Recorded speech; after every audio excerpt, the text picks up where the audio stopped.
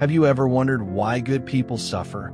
Why life can feel unbearably unfair, even when you're doing your best to live with integrity and faith? These questions aren't new. They echo through history, across cultures, and deep into our own hearts.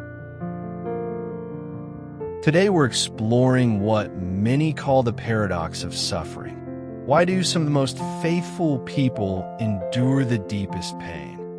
And what if suffering isn't just something to survive, but something that can shape us in powerful ways? Finding hope in suffering.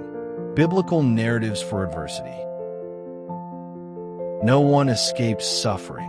Loss, injustice, disappointment, and grief touch every life. The Bible never hides this reality.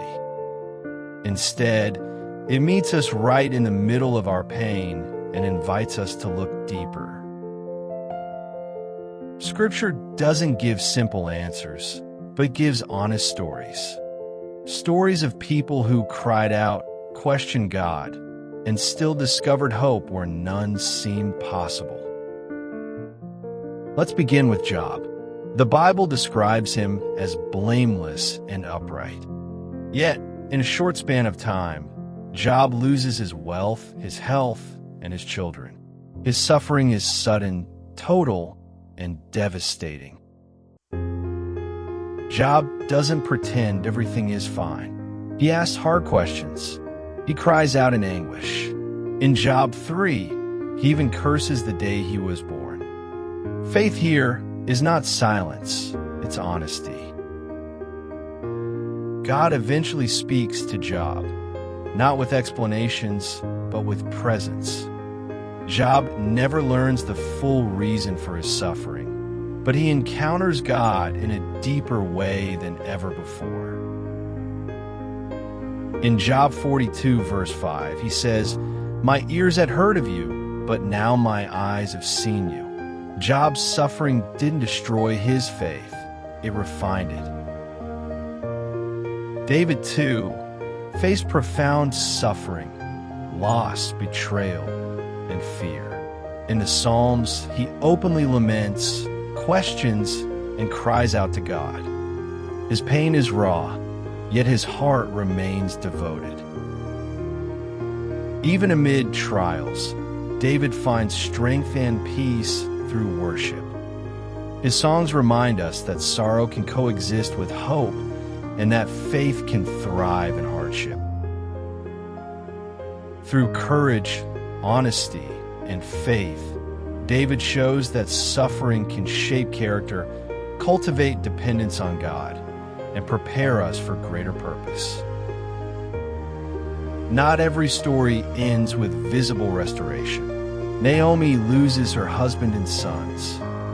She returns home empty, saying, "Call me Mara, for the Almighty has made my life very bitter." Despite her bitterness, Naomi continues to walk forward. Her endurance shows that even in deep sorrow, life continues and God's presence is near. Ruth chooses loyalty and love, standing with Naomi despite uncertainty. Her quiet faithfulness becomes a source of hope and restoration.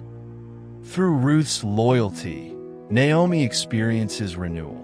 Sometimes hope grows quietly, almost unseen, until it blooms fully. These stories teach us something profound. Suffering can strip away illusions, deepen trust, and open our hearts to God in ways comfort never could. The Bible doesn't portray God as distant from suffering. Again and again, we see him near the brokenhearted, working quietly within the pain rather than outside of it. Hope in Scripture often appears small at first. A dream, a promise, a relationship, but over time, it grows stronger than despair. From Genesis to Revelation, suffering is never the end of the story. God specializes in bringing life out of loss and meaning out of pain. Our pain may look different. Grief, anxiety, injustice, uncertainty. But the invitation is the same, to trust that God is still at work, even when we can't see it. Hope grows when we bring our honest prayers to God, stay connected to others, and remember the stories of faith that came before us. Instead of asking, "Why is this happening to me?" Scripture invites us to ask, "What is God forming in me through this?" Enduring faith isn't the absence of pain. It's the decision to trust God within it. Your perseverance may one day become the very testimony that gives someone else hope. If you're walking through suffering right now, you're not forgotten. The same God who walked with Job, David, and Naomi walks with you. Suffering may shape us, but it does not define us.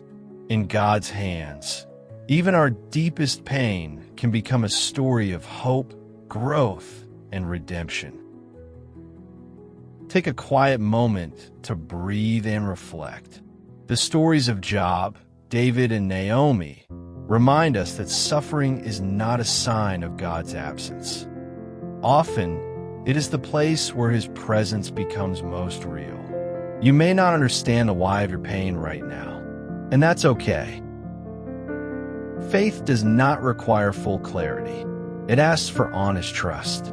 God is still writing your story. What feels like an ending may be a hidden beginning.